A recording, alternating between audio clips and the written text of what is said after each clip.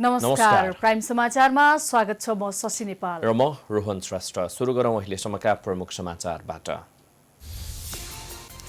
पछिल्लो 24 घण्टामा 380 जनामा corona virus संक्रमण पुष्टि, 3 जनाको मृत्यु, 71% संक्रमित उपचारपछि निको।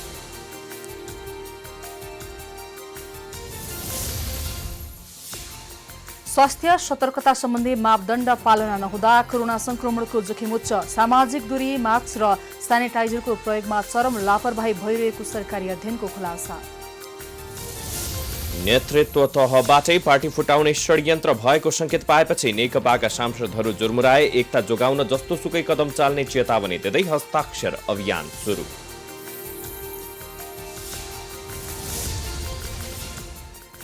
भारतीय विदेश मन्त्री एस जयशंकरले दिएको भगवान बुद्ध भारतमा जन्मिएको भन्ने अभिव्यक्ति विवादमा अनावश्यक बहसको जरुरी नभएको नेपालको जवाब। यस वर्षको तीजलाई लक्षित गरी दिनदिनै नयाँ गीतहरू सार्वजनिक, मौलिकता हराउँदै गएकोमा पुराना कलाकारको चिन्ता, विकृति अन्त्य गर्नुपर्नेमा जोड।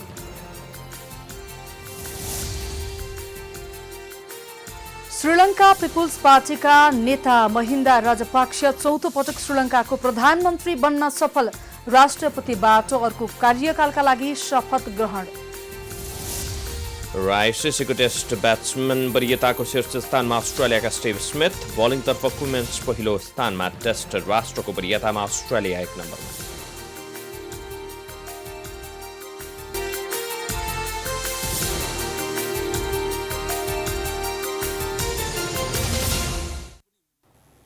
अब समाचार विस्तारमा। पछिल्लो 24 घण्टामा 380 जनामा कोरोना भाइरस संक्रमण पुष्टि भएको छ भने थप 3 जनाको मृत्यु भएको छ। संक्रमित मध्ये 71% सफल उपचार भइसकेको छ। सरकारले संक्रमितको व्यक्तिगत विवरण सार्वजनिक नगरिदिन आग्रह गरेको छ। नेपालमा कोरोना संक्रमित थप 2 जनाको निधन भएको छ। यससँगै संक्रमित भएर मृत्यु हुनेको संख्या 75 पुगेको स्वास्थ्य तथा जनसंख्या मन्त्रालयले जनाएको छ। मन्त्रालयका अनुसार कास्की जिल्ला पोखरा उपमहानगरपालिका 19 का 62 वर्षीय पुरुष र पर्सा जिल्ला वीरगञ्ज महानगरपालिका 2 का 20 वर्षीय महिलाको पनि शनिबार निधन भएको छ। कास्की जिल्ला पोखरा महानगरपालिका वडा नम्बर 19 बस्ने 62 वर्षीय एक पुरुषको मिति 2077 साल साउन 24 गते राति 11:35 बजे उपचारको क्रममा पोखरा स्वास्थ्य विज्ञान प्रतिष्ठान कास्कीमा दुःखद निधन भएको छ। अर्को पर्सा जिल्ला वीरगञ्ज महानगरपालिका वडा नम्बर 2 बस्ने 20 वर्षीय एक महिलाको मिति 2077 साउन 24 गते बिहान 1:30 बजे दुःखद निधन भएको छ र यसरी मृत्यु हुनेको संख्या 75 पुगेको छ। त्यसैगरी पछिल्लो 24 घण्टामा थप 380 जनामा कोरोना संक्रमण पुष्टि भएको छ। हालसम्म संक्रमितको संख्या 22,972 पुगेको छ। आज थपिएका संक्रमित मध्ये काठमाडौँका 90, ललितपुरका 2 जना रहेका छन्। यो सँगै उपत्यकामा कोरोना संक्रमितको संख्या 1136 पुगेको छ। काठमाडौँमा 912, ललितपुरमा 139 र भक्तपुरमा 85 जनामा संक्रमण पुष्टि भएको मन्त्रालयले जनाएको छ। पछिल्लो 24 घण्टामा 40 जना मात्रै संक्रमण मुक्त भई डिस्चार्ज भएका छन्। अहिलेसम्म डिस्चार्ज हुनेको संख्या 16,353 पुगेको छ। निको हुने दर 71.1% रहेको छ। प्रवक्ता गौतमका अनुसार स्वास्थ्य सेवा विभाग र राष्ट्रिय स्वास्थ्य अनुसन्धान परिषदले कोभिड-19 उपचारका लागि सेमिटेसिभिर जस्ता औषधि परीक्षणका रूपमा नेपालमा परीक्षण प्रयोग गरी उपचारलाई सहजीकरण गर्ने प्रक्रिया अगाडि बढेको छ। साथै कोभिड-19 पुष्टि भएका व्यक्तिहरूको व्यक्तिगत विवरण सार्वजनिक भएको भन्दै सञ्चार माध्यमलाई गोपनीयताको ख्याल गरिदिन मन्त्रालयले आग्रह गरेको छ। केही सञ्चार माध्यमहरूले अस्पतालमा उपचाररत बिरामीहरूको व्यक्तिगत विवरण सार्वजनिक भएको गुनासोहरू आएको हुँदा यसले गर्दा बिरामीहरूको व्यक्तिगत जीवन, परिवार तथा समाजलाई पर्न जाने गम्भीर असर तथा गोपनीयताको हकको सीमा ख्याल गरिदिनु हुनका लागि सम्बद्ध पक्षलाई अनुरोध गर्दछु।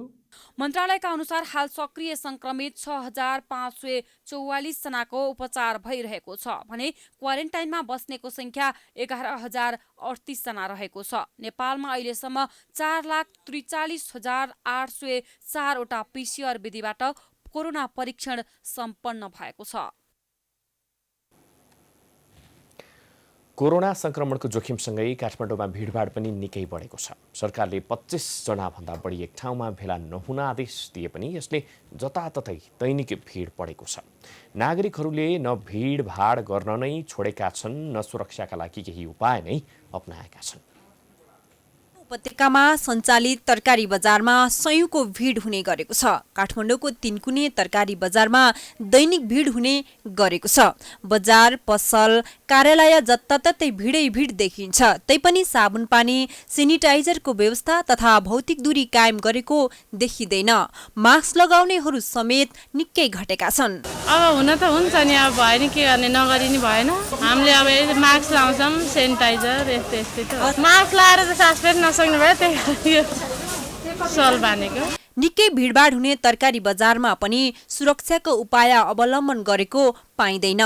यसबाट उनीहरू स्वयं त्रसित छन्। हामीले अब त्यो सेनिटाइजर लगाइरहेका छौँ, पन्जा लगाएको छ, आज चाहिँ च्यात्यो, नत्र यो मास्क लाएर बसेका छौँ। चोकचोकमा त मानिसहरूको ठेलमेल गरेर हिँड्न थालेको दृश्य थुप्रै देखिन्छन्। कामै नहुने अनावश्यक भिडभाड गरेकोले काममा हिँडुल गर्ने नागरिकलाई त्रास बढेको छ।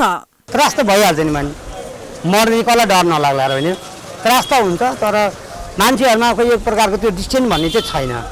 अलिकति हुलमुल गर्ने, भेला गर्ने, जुन नगर भने त्यो चाहिँ गर्नै पर्ने भइरहेको छ मान्छेहरूलाई। ताजोमा त अलिक कमै छ, त्यति भिड त होइन, तैपनि त्यस्तो छैन, भिडै छ। मान्छेहरू अनावश्यक हिँड्ने बस्ने, अति आवश्यक चिजलाई त आउनु पनि आउनै पर्यो, तर बिना कारण पनि हिँडुल गर्नलाई चाहिँ मान्छेहरू हिँडिरहेको छ कि। भिडभाडमा भौतिक दूरी र सुरक्षाका विधि समेत अवलम्बन नगरिँदा कोरोनाको संक्रमण भयावह हुन थालेको छ। मास्कले संक्रमणको जोखिम कम हुने बताइरहँदा कतिपय मानिस मास्क बिना नै हिँडुल गरिरहेका देखिन्छन्।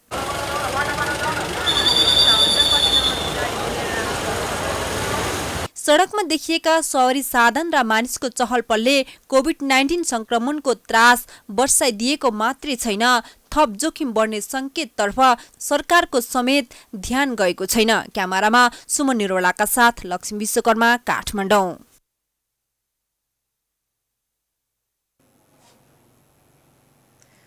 कोरोना भाइरसको संक्रमणबाट बच्न अपनाउनु पर्ने मापदण्ड अधिकांशले पालना नगरेको पाइएको छ।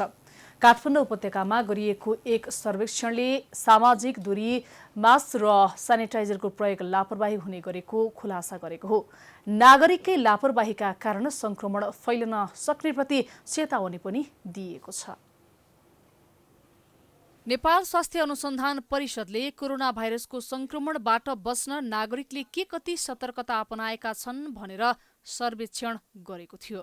सर्वेक्षणका क्रममा सामान्य सतर्कता र मापदण्डप्रति पनि सर्वसाधारणले बेवास्ता गरेको पाइएको छ। परिषदका सदस्य सचिव प्रदीप गेवालीले जनस्वास्थ्य मापदण्ड शीर्षकमा गरेको अध्ययनले सर्वसाधारणले स्वास्थ्य सतर्कता नअपनाएको पाइएको जानकारी दिए। सामाजिक दूरी, मास्क र सेनिटाइजरको प्रयोग सम्बन्धी सर्वेक्षणका क्रममा 72.1% मास्क लगाएको पाइएको थियो। बाँकी 27.1%ले मास्क लगाएका थिएनन्। मास्क लगाउने मध्ये कपडाको मास्क लगाउनेको संख्या करिब 16% थियो। सही तरिकाले मास्क लगाउनेको संख्या 72% हुँदा नाकमुनि, चिउँडोमा, हातमा झुन्डाउने वा राम्रोसँग नलगाउनेको संख्या 27.34% रहेको थियो।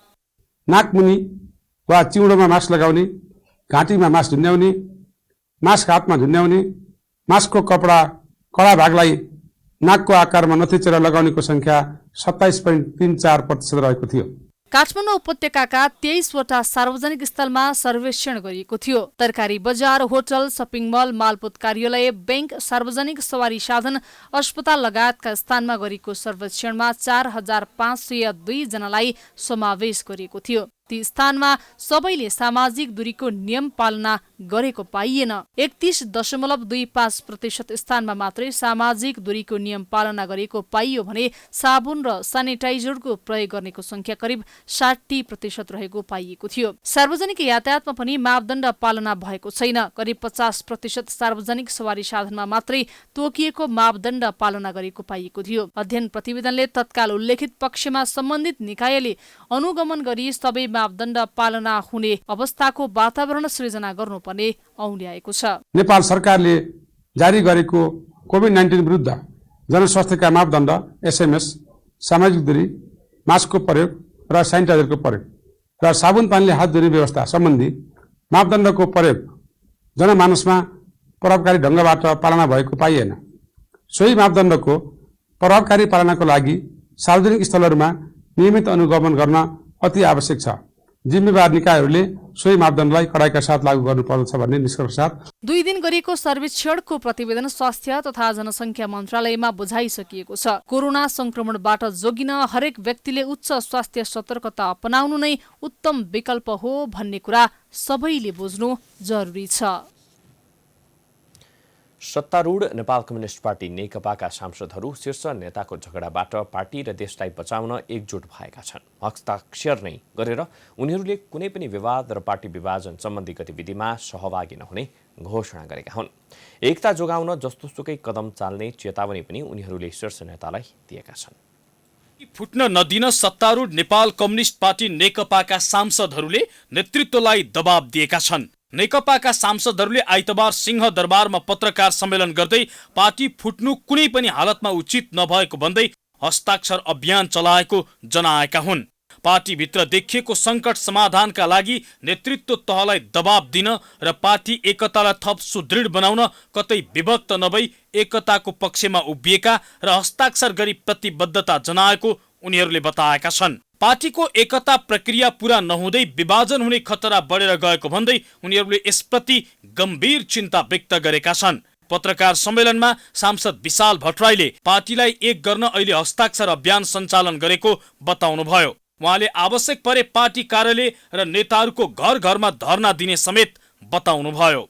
सधैँ अस्थिरता, सधैँ संक्रमण र सधैँभरि कुर्सीको गोलचक्करमा नेपाली राजनीति घुमिरहेको परिवेशमा पहिलोपल्ट हामीले प्राप्त गरेको त्यो बहुमतलाई हामीले कतै टिकाउन नसक्ने हो कि कतै फेरि पनि यसमाथि प्रश्न उठ्ने हो कि र नेपाली जनताको त्यो भावनामाथि कुठाराघात हुने हो कि भन्ने अहिले प्रश्न उठिरहेका बेला अनेक खालका पत्रकार भेटघाटहरूका पनि हामीले कुरा सुन्यौँ। हामी निर्वाचित सांसदहरू यस्तो बेलामा किन चुप लागेर बस्ने भनेर हामीले यो अभियान प्रारम्भ गरेका छौँ र अभियानको प्रारम्भमा हामीले हस्ताक्षर गऱ्यौँ र आज पत्रकार सम्मेलन गर्दैछौँ। यसपछि पनि हाम्रो यो अभियान निरन्तर जारी रहने कुरा पनि म यहाँहरूको बिचमा जानकारी गराउन चाहन्छु र यो अभियान अन्तर्गत उस्तै पर्यो भने हामी पार्टी कार्यालयमा धरना, त्यसपछि नेताहरूका निवासहरूमा धरनादेखि नेताहरूसँगका विभिन्न प्रकारका भेटघाटहरू पनि हामी तीव्र रूपमा अघि बढाउने पनि म यो अभियानको तर्फबाट जानकारी गराउन पनि चाहन्छु। त्यस्तै सांसद यज्ञराज सुनवारले एकै ठाउँमा बसेर विधि प्रक्रिया र प्रणाली भित्र रहेर पार्टी भित्रको समस्या समाधान गर्नुपर्ने बताउनुभयो। यति बेला नेकपाका मात्र होइन आम नेपाली जनताहरू जसले नेकपालाई भोट दिए 95% कार्यकर्ताहरू यो पार्टी एकताको पक्षमा छन्। किन छन्? नेकपा विभाजन भयो भने नेकपा मात्रै यसका कार्यकर्ता र नेताले मात्रै दुःख पाउने होइन, संविधानले दुःख पाउँछ, संविधान अलपत्र हुन्छ, व्यवस्था अलपत्र हुन्छ। त्यसकारणले हजारौं शहीदहरूको रगत बगाएर प्राप्त भएको यो लोकतान्त्रिक गणतन्त्रको संस्थागत विकास गर्ने गहन अभियान नेकपा सामु छ। त्यस्तै सांसद रामकुमारी झाँक्रीले अहिले पार्टी विभाजन गरेर फेरि यस्तै ठूलो पार्टी निर्माण गर्न कठिनाई हुने तर्क गर्नुभयो। पार्टी वैचारिक रूपमा स्खलित भएको र पार्टीको नीति, कार्यक्रम र व्यवहार दक्षिणपन्थी बाटोमा लागेको भन्दै उहाँले चिन्ता व्यक्त गर्नुभयो। पद प्राप्ति भन्दा पर उठेर हेर्नुहुन्छ भने पद प्राप्तिको लागि यस्तो आकांक्षा जाग्ने कुरा, व्यक्तिवादी प्रवृत्ति हावी हुने कुरा पनि विचारधाराको प्रश्न हो। आज हामी विचारधारात्मक हिसाबले असाध्यै धेरै स्खलित भएका छौँ। धेरै डेभिएसन भएको छ। दक्षिण पन्थको सेन्टर टु दक्षिण पन्थको बाटो हिँड्दै हो कि भन्ने जस्तो अवस्था पनि देखिँदैछ। त्यसले गर्दा हाम्रा नीति, कार्यक्रम सबै हेर्दाखेरि कहिलेकाहीँ हामीलाई यस्तो लाग्छ र हामी सेन्टर टु लेफ्ट हो कि राइट हो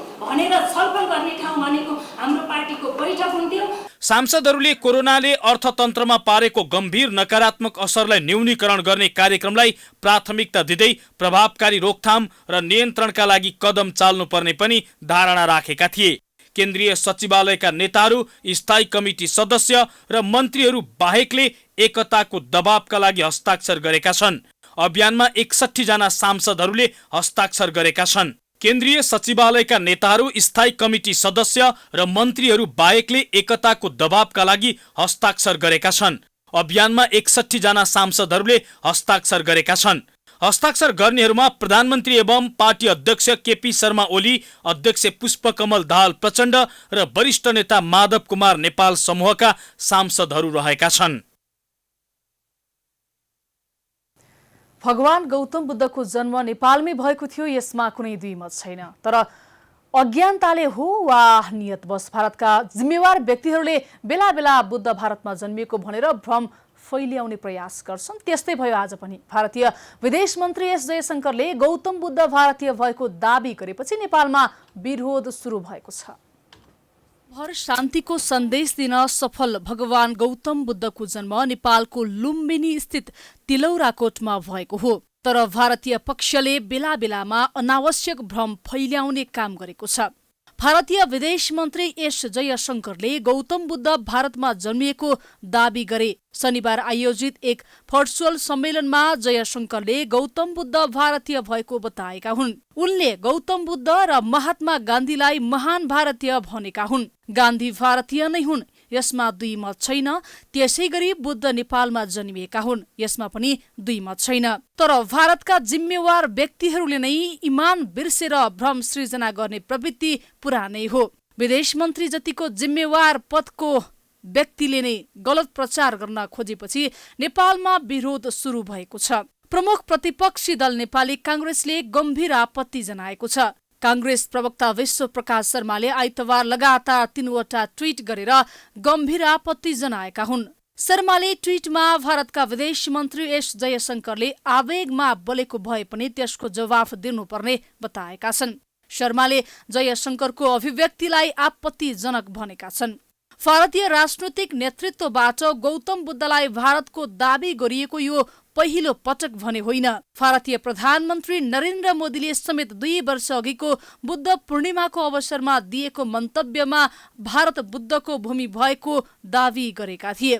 मोदीको उक्त भनाइको पनि नेपालमा विरोध भएको थियो। तर उनै मोदीले ठिक 6 वर्ष अघि नेपालको व्यवस्थापिका संसदलाई सम्बोधन गर्दै नेपाल बुद्ध भूमि भएको र सारा विश्वलाई शान्तिका लागि प्रेरित भएको उल्लेख गरेका थिए।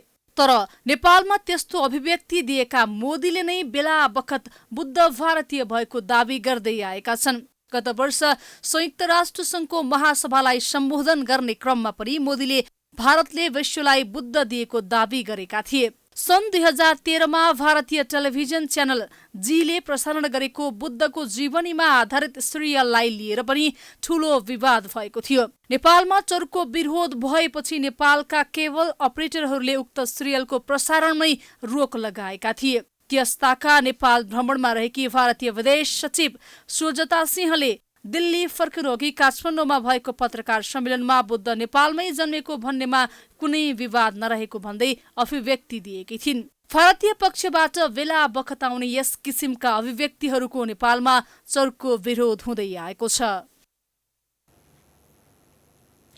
यसैबीच सरकारले भगवान गौतम बुद्धको जन्मभूमिबारे राष्ट्रिय तथा अन्तर्राष्ट्रिय स्तरमा कुनै बहस र विवाद नरहेको प्रश्न पारेको छ।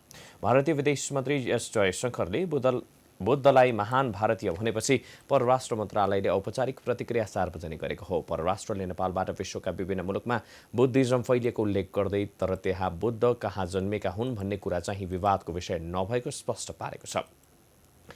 परराष्ट्रले नेपालबाट विश्वका विभिन्न मुलुकमा बुद्धिज्म फैलिएको उल्लेख गरेको छ।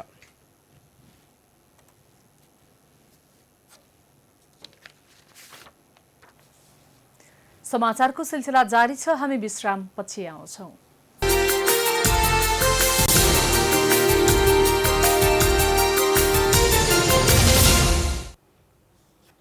विश्रामपछि स्वागत छ। अब बाँकी समाचार। भानु जयन्तीमा प्रधानमन्त्री केपी शर्मा ओलीले बालुवाटारमै आयोजित कार्यक्रममा रामको वास्तविक जन्मभूमि चितवनको ठोरी भएको दावी गरेका थिए। त्यसको चौतर्फी आलोचना मात्रै भएन, परराष्ट्र मन्त्रालयले प्रधानमन्त्री ओलीको विचार व्यक्तिगत भएको भन्दै विज्ञप्ति नै जारी गर्यो। तर देश कोरोनाको कहर, बाढी पहिरोले घरबास विहीन भएको मुद्दा छोडेर ठोरीमा रामको मन्दिर बनाउन प्रधानमन्त्री ओली निर्देशन दिइरहेका छन्। चितवन माडीको अयोध्यापुरीमा राम मन्दिर बनाउन शनिबार स्थानीय जनप्रतिनिधिलाई बालुवाटारमै बोलाएर निर्देशन दिए। कोरोनाको जोखिम बढिरहेका बेला प्रधानमन्त्रीको अकस्मात आमन्त्रणपछि मेयर ठाकुर प्रसाद ढकालको नेतृत्वमा एउटा टोली बालुवाटार पुग्यो। त्यो पनि चितवनको माडी नगरपालिका ठोरीको अयोध्यापुरीमा राम मन्दिर निर्माणका लागि निर्देशन दिन। जनप्रतिनिधिलाई चेपाङका घरको चिन्ता भए पनि प्रधानमन्त्री ओलीलाई भने राम मन्दिरकै चिन्ता थियो। 2 घण्टाको छलफलमा प्रधानमन्त्री ओलीले रामको जन्मस्थान माडीको अयोध्यापुरी नै रहेको दावी गर्दै मन्दिर बनाउन निर्देशन दिएका थिए। राम जन्मभूमिको बारेमा हाम्रो सम्माननीय प्रधानमन्त्रीज्यूले रामको जन्म भएको माडी नगरपालिका साबिक अयोध्यापुरी गाविसमै हो भन्ने खालको कुरो तथ्यहरू छन्। त्यस कारणले गर्दा तपाईँहरू अगाडि बढ्नुहोस् भन्नुभयो र त्यसलाई अगाडि बढाउनको लागि चाहिँ नि अब अहिले तुरुन्तै मन्दिर निर्माण गर्नु चाहिँ नि यकिन गर्नुहोस् र त्यसको मास्टर प्लान गराएर माथि पठाइदिनुहोस्, हामी बजेटको व्यवस्थापन गर्छौँ भन्ने खालको कुरो पनि भएको छ। माडी नगरपालिकाको नाम फेरेर अयोध्यापुरी राख्न समेत प्रधानमन्त्री ओलीले सुझाव दिए। केही दिन अघि भारतीय प्रधानमन्त्री नरेन्द्र मोदीले भारतको अयोध्यापुरीमा राम मन्दिरको उद्घाटन गरेका थिए। यता प्रधानमन्त्री ओलीले पनि आउँदो राम नवमीमा नै उद्घाटन गर्न मिल्ने गरी केही भौतिक काम गर्न निर्देशन दिएका छन्।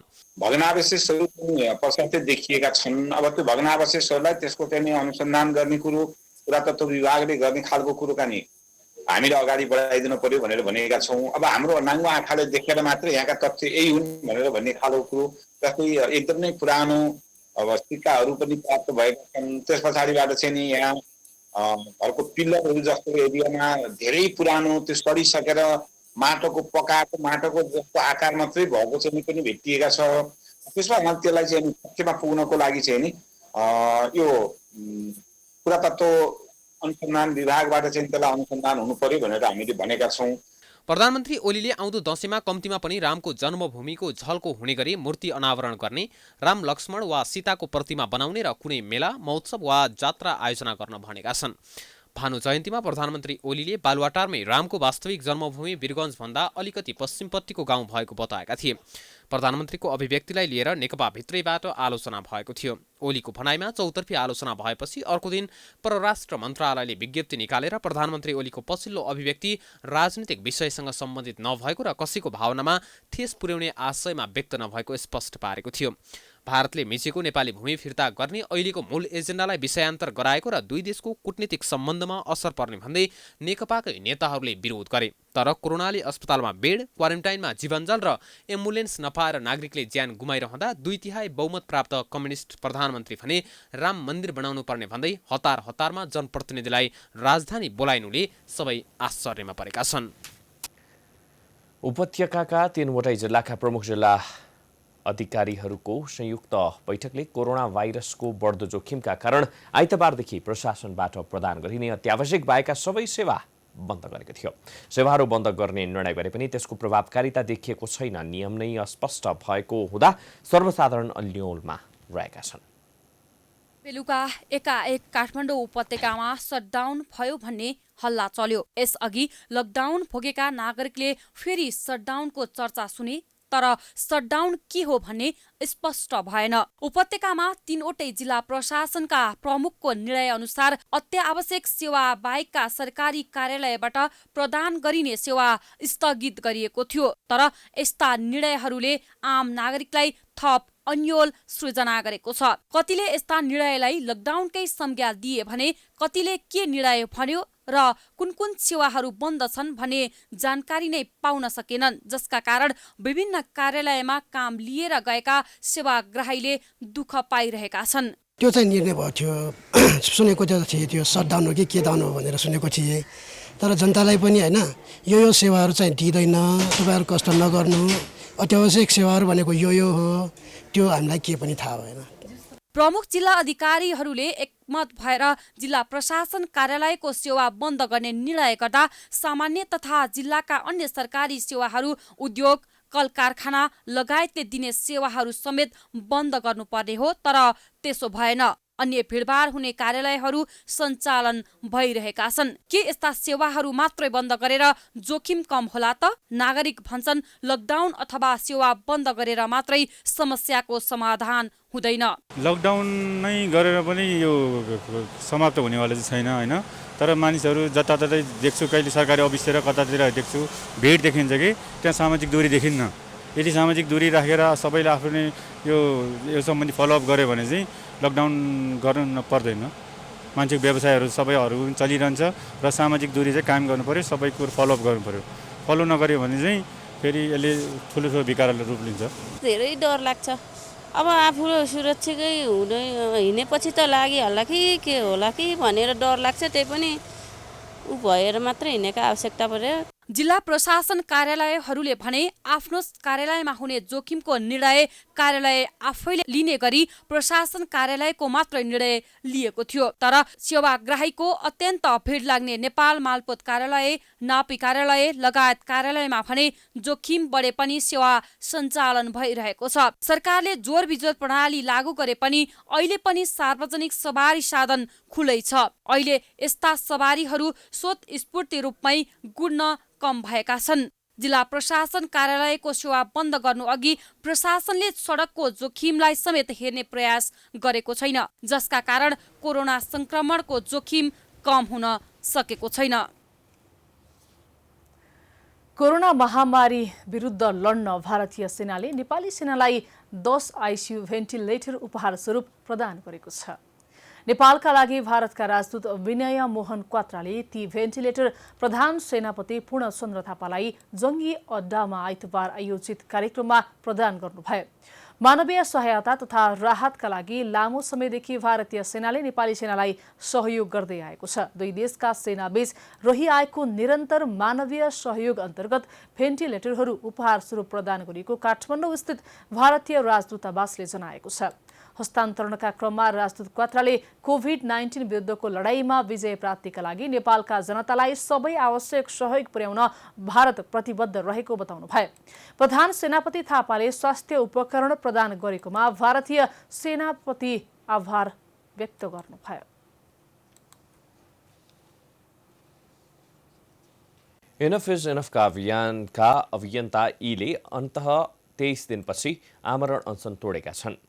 सरकारले कोरोना परीक्षणको दायरा बढाएको र कोरोना नियन्त्रणमा स्वास्थ्य मन्त्रालयले सकारात्मक पहल गरेको निष्कर्षसहित यीले अनसन तोडेका हुन्। उनलाई स्वास्थ्य मन्त्रालयका सहप्रवक्ता समीर अधिकारीले पानी पिलाएर अनसन तोडाएका हुन्।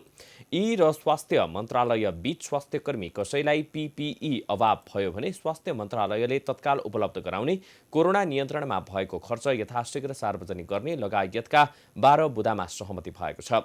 कोरोना नियन्त्रणमा सरकारका काम कारबाही प्रभावकारी नभएको भन्दै इनफ इज इनफ अभियन्ताहरूले खबरदारी गर्दै आएका छन्।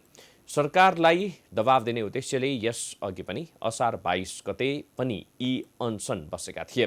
स्वास्थ्य मन्त्रालयका अधिकारीहरूले पीसीआर परीक्षणको दायरा बढाउने, आरडीटी परीक्षण बन्द गर्ने, क्वारेन्टिन व्यवस्थित गर्ने लगायतका 12 बुँदामा सहमति जनाएपछि यीले अनसन तोडेका थिए। तर एक हप्तासम्म पनि सहमति कार्यान्वयन नभएपछि यीले दोस्रो पटक साउन 3 गतेबाट फेरि अनसन सुरु गरेका थिए।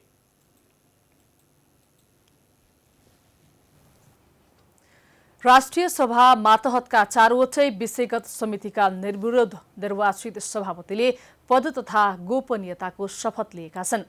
आइतबार सिंहदरबारमा राष्ट्रिय सभाका अध्यक्ष गणेश प्रसाद तिमिल सिन्हाले उनीहरूलाई शपथ गराउनु भएको हो। विधान व्यवस्थापन समितिमा परशुराम मेघी गुरुङ, प्रत्यायोजित व्यवस्थापन तथा सरकारी आश्वासन समितिमा रामनारायण बिडारी, दिगो विकास तथा सुशासन समितिमा तारादेवी भट्ट र राष्ट्रिय सरोकार तथा समन्वय समितिमा सभापतिमा दिलकुमारी रावलले नयाँ कार्यकालका लागि शपथ लिनुभएको थियो। सभापति पदका उम्मेद्वारका प्रस्तावक र समर्थकले प्रस्तुत गरेको नामलाई सम्बन्धित समितिको यही साउन 23 गतेको बैठकले सर्वसम्मतिले अनुमोदन गरेको थियो। राष्ट्रिय सभाका विषयगत समितिका सभापतिको चयन प्रत्येक 2 वर्षमा हुने व्यवस्था छ। निर्वाचित सभापति मध्ये नेकपाका 2 र प्रमुख प्रतिपक्षी दल नेपाली कांग्रेसका 1 जना छन्। पुनः निर्वाचित सभापति बिडारी भने राष्ट्रपतिबाट मनोनित सांसद हुनुहुन्छ।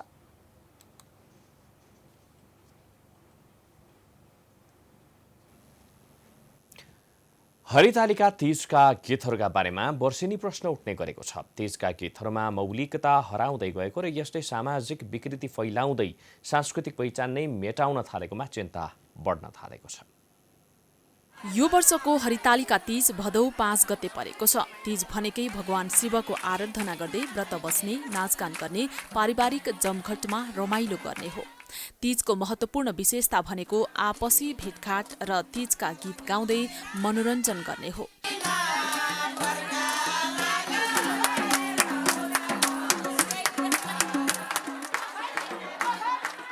तर केही वर्ष यता तीजका गीतहरू भड्किलो भएको गुनासो चौतर्फे उठ्ने गरेको छ। तीजको सांस्कृतिक र मौलिक यथार्थ भन्दा अश्लीलता बढी झल्किने गरेको छ। तीजका गीतहरूको आफ्नो छुट्टै मौलिक भाका छ, तर गायक गायिकाले भाका समेत बिगारेर गाउन थालेका छन्। यसपटक पनि थुप्रै गीतहरू विवादमा परेका छन्। यसपटक सोफिया थापाको यसपालिको तीज नो व्रत प्लिज बोलको गीत विवादमा पर्यो।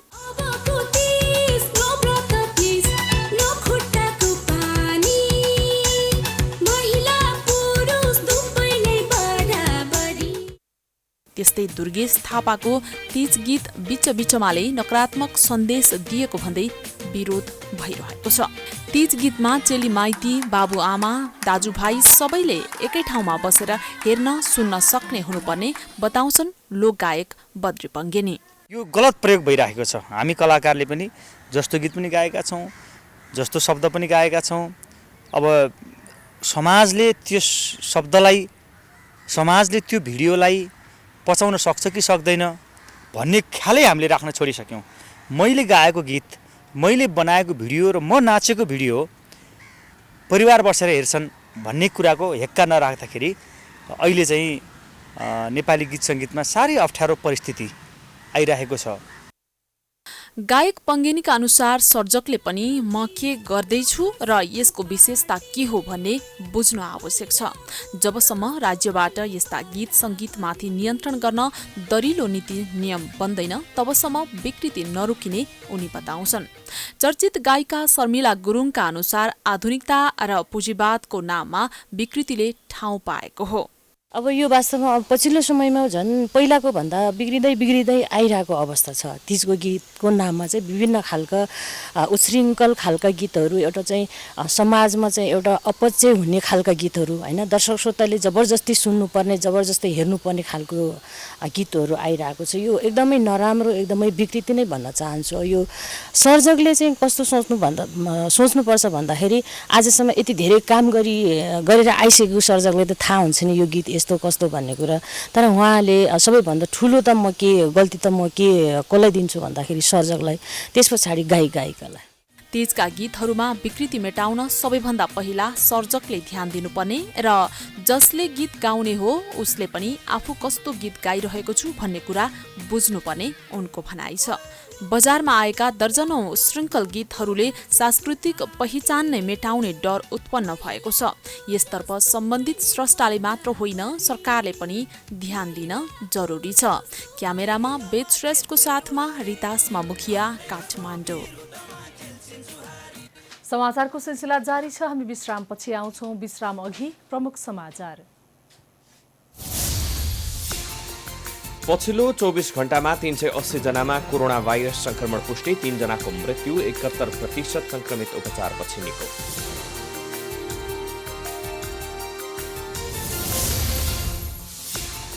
स्वास्थ्य सतर्कता सम्बन्धी मापदण्ड पालना नहुँदा कोरोना संक्रमणको जोखिम उच्च।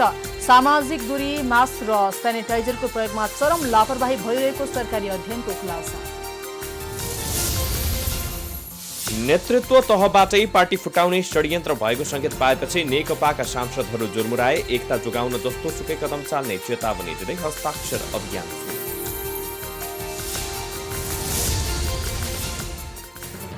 भारतीय विदेश मन्त्री एस जयशंकरले दिएको भगवान बुद्ध भारतमा जन्मिएको भन्ने अभिव्यक्ति विवादमा अनावश्यक बहसको जरुरी नभएको नेपालको जवाब। यस वर्षको तीजलाई लक्षित गरी दिनदिनै नयाँ गीतहरू सार्वजनिक, मौलिकता हराउँदै गएकोमा पुराना कलाकारको चिन्ता, विकृति अन्त्य गर्नुपर्ने थियो।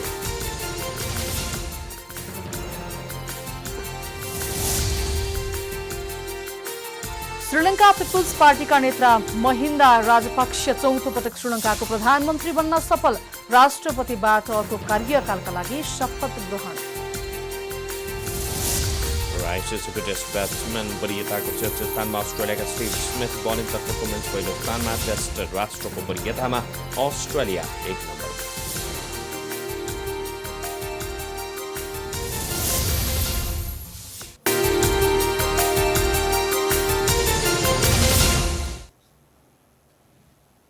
विश्रामपछि पुनः स्वागत छ। अब बाँकी प्रसङ्ग।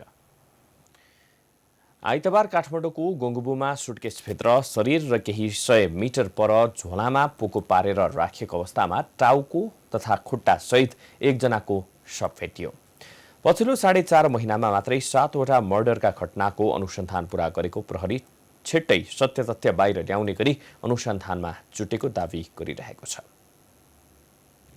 काठमाडौँको गोङ्गबु नजिकै आइतबार सुटकेसभित्र टाउको बिनाको शव फेला पर्यो। स्थानीयले रगत बगेको देखेपछि खबर गरेर पुगेको प्रहरीले तालिम प्राप्त कुकुरको सहायतामा करिब 300 मिटर फरकको चौरमा झोलामा पोको पारेर फालिएको अवस्थामा टाउको र खुट्टा समेत फेला पारेर पोस्टमार्टमका लागि त्रिवी शिक्षण अस्पताल महाराजगञ्ज पठाएको छ। अन्दाजी 45 वर्षीय पुरुषको हत्या गरेर शव फालिएको प्रारम्भिक आकलनसहित अहिले अपराध महाशाखा र महानगरीय प्रहरी परिसर काठमाडौँको संयुक्त टोलीले घटनाबारे अनुसन्धान जारी राखेको छ। ख्याति श्रेष्ठ पनि लगभग यही प्रकारको थियो र यो पहिलोचोटि भएको होइन। जस्तो यहाँ काठमाडौँ मात्र होइन तर यहाँ पनि यस्ता किसिमका घटनाहरू हामीले पाएका छौँ विगतमा।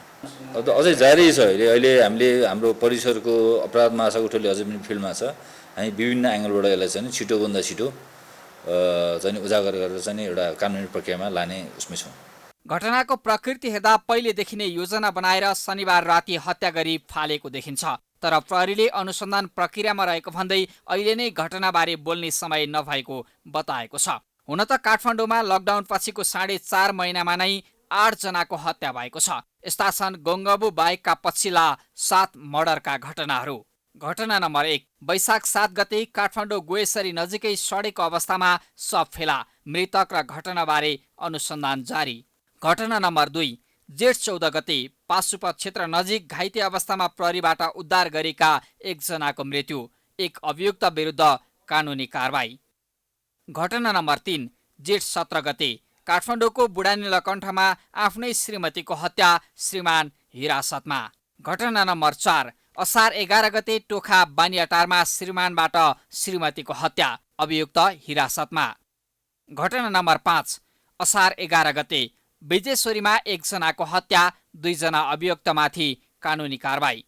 घटना नम्बर 6, असार 19 गते काठमाडौँ सुइचटारमा भारतीय नागरिकको हत्या, उनकै साथी 3 जना विरुद्ध हत्या अभियोगमा कारबाही। घटना नम्बर 7, साउन 2 गते बालाजु क्षेत्रमा राति हिँडेका युवामाथि चोर भन्दै स्थानीयले कुटपिट गरेर हत्या, केही माथि कारबाही, अनुसन्धान जारी। केही बाहेक यी अधिकांश घटनाको अनुसन्धान प्रहरीले पूरा गरेको छ। लकडाउन चैत्र 11 गते पछाडि टोटलमा तपाईँ 8वटा घटना, आज बिहानको समेत घटना जोड्दाखेरि 8वटा चाहिँ कर्तव्य गरी मारेको देखिन्छ। लकडाउनमा मात्रै अब बढी भयो भन्न सक्ने अवस्था छैन। अब पहिलाको रेकर्डहरू हेर्ने भने पनि लगभग रेसियो यही देखिन्छ। यी घटना बाहेक काठमाडौँ उपत्यकामा चोरी, डकैती र कुटपिटका धेरै घटनाहरू यो अवधिमा भएका छन्। काठमाडौँवासीले हत्या हिंसाका घटना बढेको बताउँदै गर्दा प्रहरी भने अपराधको अवस्था विगत जस्तै रहेको दावी गरिरहेको छ। अन्य भन्दा फरक पाइएको गोङ्गबु शव बरामद प्रकरणको अनुसन्धान र कारबाही प्रहरीले दावी गरे जस्तै छिट्टै टुङ्गिन्छ वा समय लाग्छ, यो भने प्रतीक्षाको विषय बनेको छ। अब आर्थिक समाचार।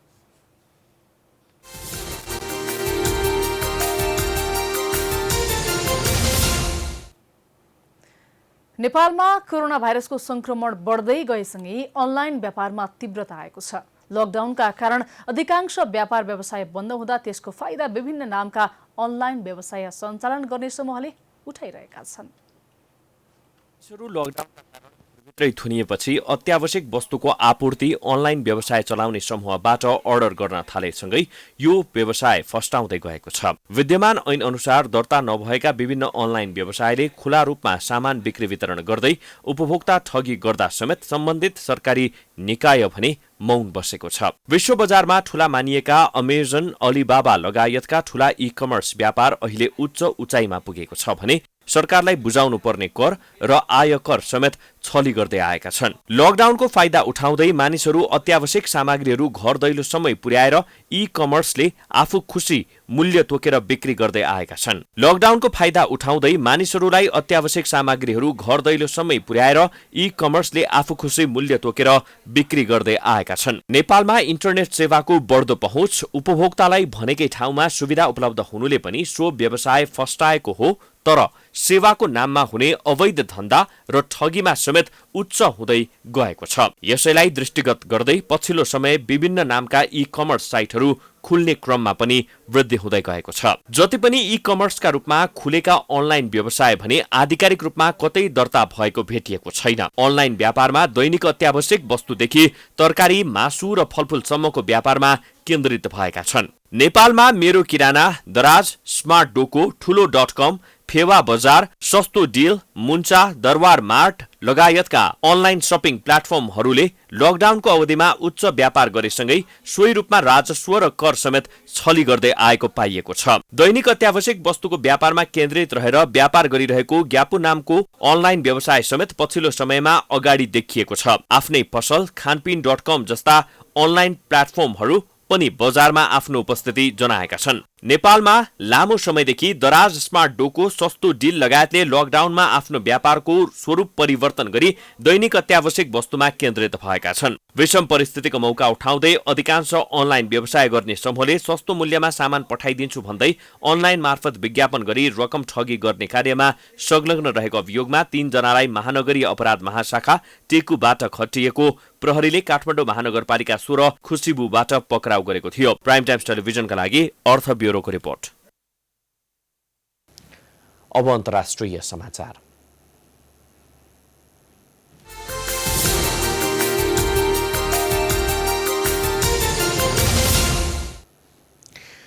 विश्वमा कोरोनाको कारण निराशा छाएको बेला कोरियामा र्याली अफ होप नामक कार्यक्रमको आयोजना गरिएको छ।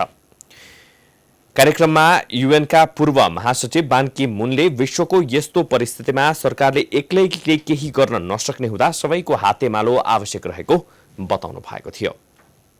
The role of NGOs is very important.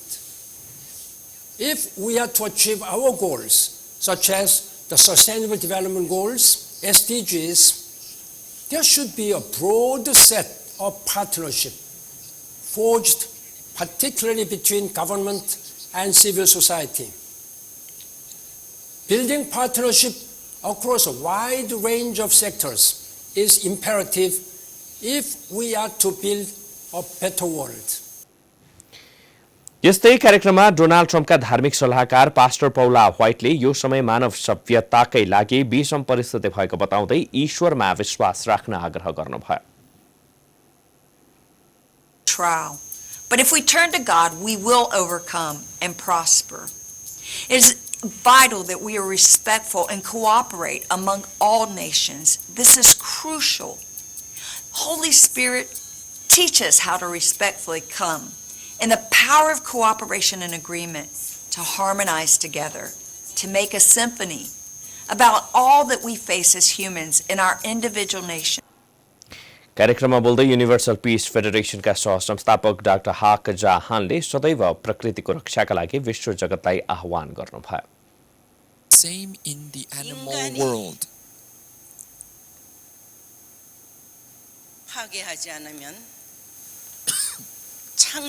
If human beings had not abused and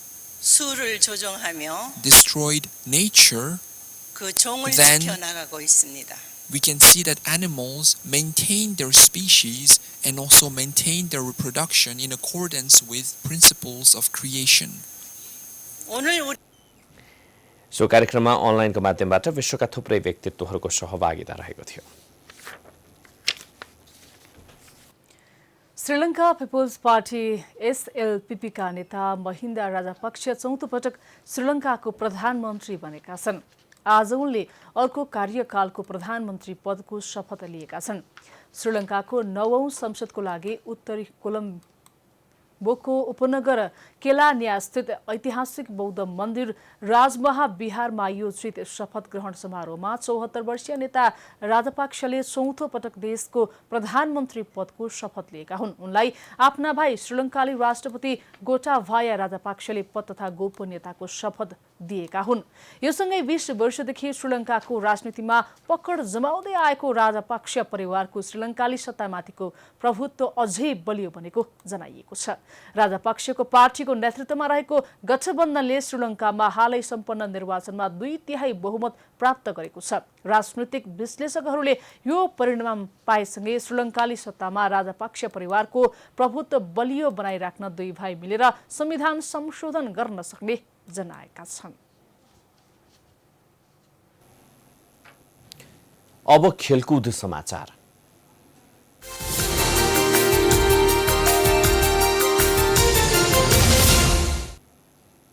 अस्ट्रेलियाका ब्याट्सम्यान स्टिभ स्मिथ आइसिसीको टेस्ट ब्याट्सम्यान वरियताको शीर्ष स्थानमा कायमै रहन सफल भएका छन्। अन्तर्राष्ट्रिय क्रिकेट काउन्सिल आइसिसीले सार्वजनिक गरेको नयाँ वरियतामा स्मिथ शीर्ष स्थानमा रहन सफल भएका हुन्। यस्तै अस्ट्रेलियाका मार्नुस लाबुस्की तेस्रो स्थानमा यथावत रहेका छन् भने ब्याटिङतर्फ नै भारतीय क्रिकेट टोलीका कप्तान विराट कोहली दोस्रो स्थानमा रहन सफल भएका छन्।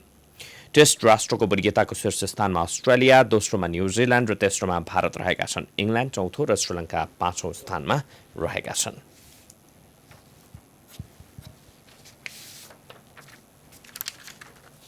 यो सँगै हामी समाचारको अन्त्यमा आइपुगेका छौं। जाँदा जाँदै प्रमुख समाचार पुनः एकपटक। पछिल्लो 24 घण्टामा 280 जनामा कोरोना भाइरस संक्रमण पुष्टि, 3 जनाको मृत्यु, 71% संक्रमित उपचारपछि निको।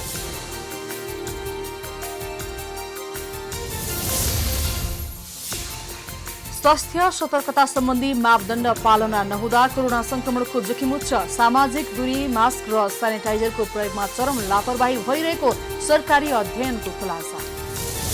नेतृत्व तहबाटै पार्टी फुटाउने षड्यन्त्र भएको संकेत पाएपछि नेकपाका सांसदहरू जोरमुराए। एकता जोगाउन जस्तोसुकै कदम चाल्ने चेतावनी दिँदै हस्ताक्षर अभियान सुरु।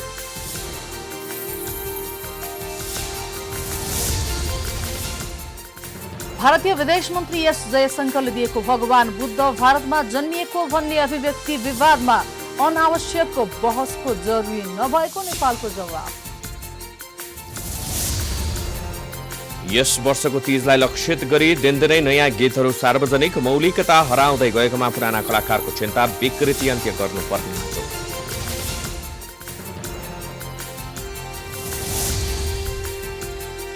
श्रीलङ्का पिपुल्स पार्टीका नेता महिन्दा राजापक्ष चौथो पटक श्रीलङ्काको प्रधानमन्त्री बन्न सफल, राष्ट्रपतिबाट अर्को कार्यकालका लागि शपथ ग्रहण।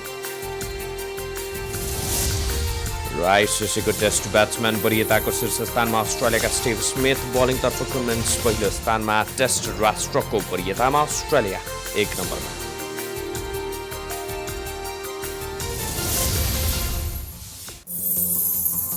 प्राइम समाचार अहिलेलाई सकियो। यसपछिको प्रस्तुति जनता जान्न चाहन्छन् निर्देशक हुनाको साथ। हेर्दै गर्नुहोला प्राइम टेलिभिजन।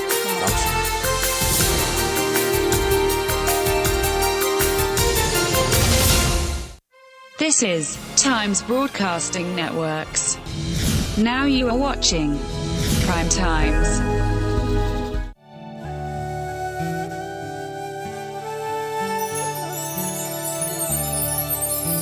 आयुर्वेदिक पद्धतिद्वारा प्राचीन कालदेखि त्वचा र शरीरका लागि प्रयोग गरिने हिमाली जडीबुटीहरूको दुर्लभ सम्मिश्रण अब ओखती साबुन।